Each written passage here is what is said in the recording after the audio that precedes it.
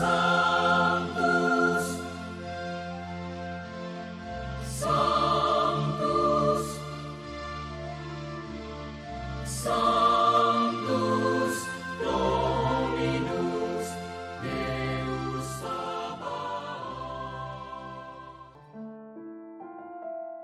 Bapak, Ibu, dan saudara-saudariku yang terkasih dalam Tuhan kita Yesus Kristus, salam sejahtera untuk kita semua. Berkat Allah yang Maha Kuasa senantiasa menyertai kita. Marilah kita mendengarkan dan merenungkan bacaan-bacaan kitab suci hari Senin tanggal 24 Februari tahun 2025. Dalam nama Bapa dan Putra dan Roh Kudus. Amin.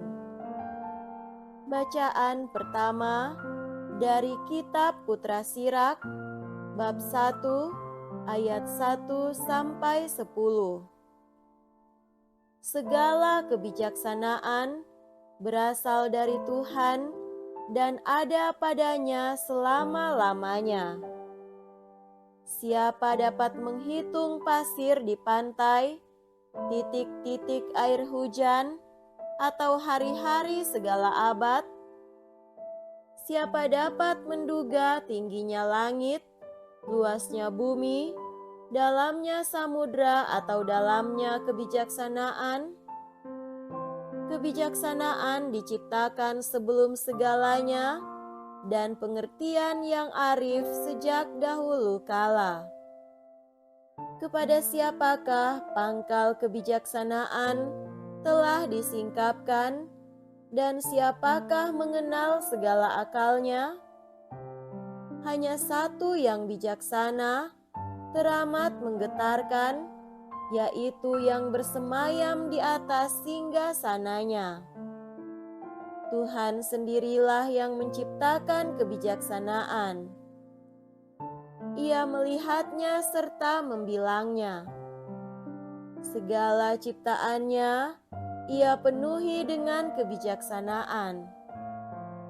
Setiap makhluk menerimanya sekedar pemberian Tuhan. Ia membagikannya kepada orang yang mencintainya. Demikianlah sabda Tuhan. Syukur kepada Allah.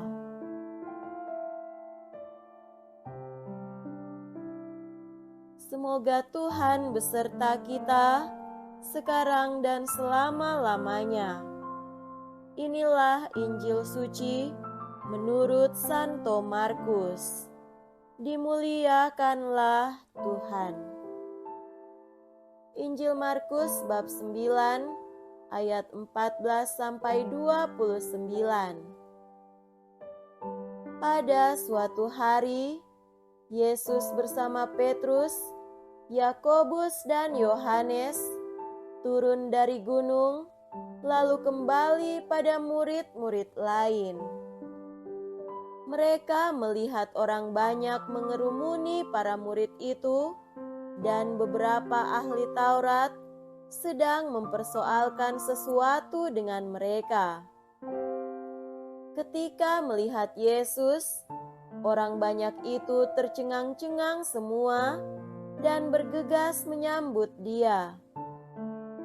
Yesus lalu bertanya kepada mereka, "Apa yang kamu persoalkan dengan mereka?" Kata seorang dari orang banyak itu, "Guru, anakku ini kubawa kepadamu karena ia kerasukan roh yang membisukan dia. Setiap kali roh itu menyerang, anakku dibantingnya ke tanah. Lalu mulutnya berbusa, giginya bekertakan, dan tubuhnya menjadi kejang. Aku sudah minta kepada murid-muridmu supaya mereka mengusir roh itu, tetapi mereka tidak dapat." Maka kata Yesus kepada mereka, "Hai kamu angkatan yang tidak percaya, berapa lama lagi aku harus tinggal di antara kamu? Berapa lama lagi aku harus sabar terhadap kamu? Bawalah anak itu kemari." Lalu mereka membawanya kepada Yesus. Dan ketika roh itu melihat Yesus, anak itu segera digoncang-goncangnya. Dan anak itu terpelanting di tanah dan terguling-guling, sedang mulutnya berbusa. Kemudian Yesus bertanya kepada ayah anak itu, "Sudah berapa lama ia mengalami ini?" Jawabnya, "Sejak masa kecilnya. Seringkali roh itu menyeretnya ke dalam api ataupun ke dalam air untuk membinasakannya. Sebab itu, jika engkau dapat berbuat sesuatu, tolonglah kami dan kasihanilah kami." Jawab Yesus, "Katamu, jika engkau dapat, tidak ada yang mustahil bagi orang yang percaya." Segera ayah anak itu berteriak, "Aku percaya, tolonglah aku yang kurang percaya ini."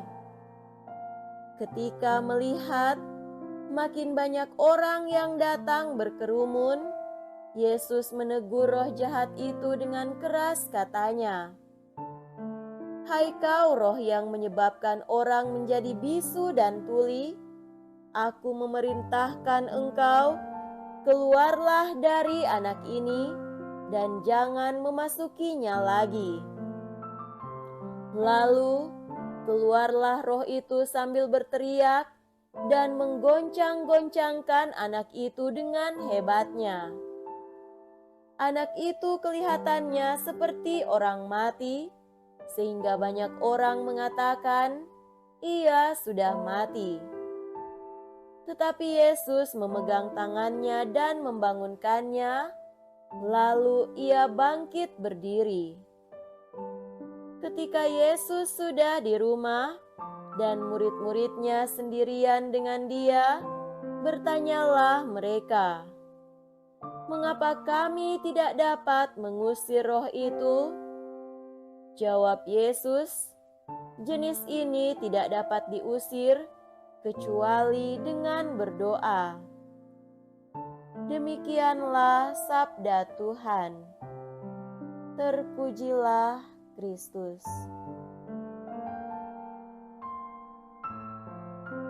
Saudara-saudariku yang terkasih dalam Tuhan kita Yesus Kristus, tema renungan kita pada hari ini adalah pentingnya iman dan doa. Bacaan Injil hari ini berbicara tentang kisah Yesus menyembuhkan seorang anak laki-laki yang sakit sejenis epilepsi, tepatnya kerasukan roh yang membisukan dia.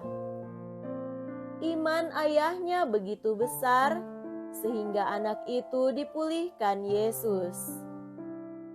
Segala sesuatu mungkin bagi setiap orang yang memiliki iman yang tebal. Yesus hari ini mengingatkan kita agar memiliki iman. Namun ia juga ingin memberitahu kita bahwa memiliki iman adalah kekuatan untuk penyembuhan. Ada banyak orang yang jatuh sakit, tidak hanya secara fisik, tetapi juga secara rohani, mental, psikologis, karena mereka tidak memiliki iman. Oleh karena itu, mereka tidak memiliki kekuatan untuk menanggung beban, kesulitan, penderitaan, masalah, dan godaan mereka. Yesus mengajarkan kita hari ini untuk memiliki iman sebagai kekuatan dan kesembuhan kita.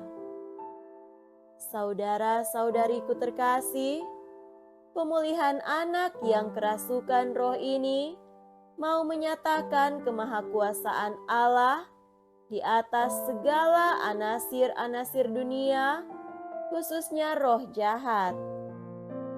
Manusia bisa diganggu oleh roh jahat, namun pertolongan Allah selalu tersedia bagi kita.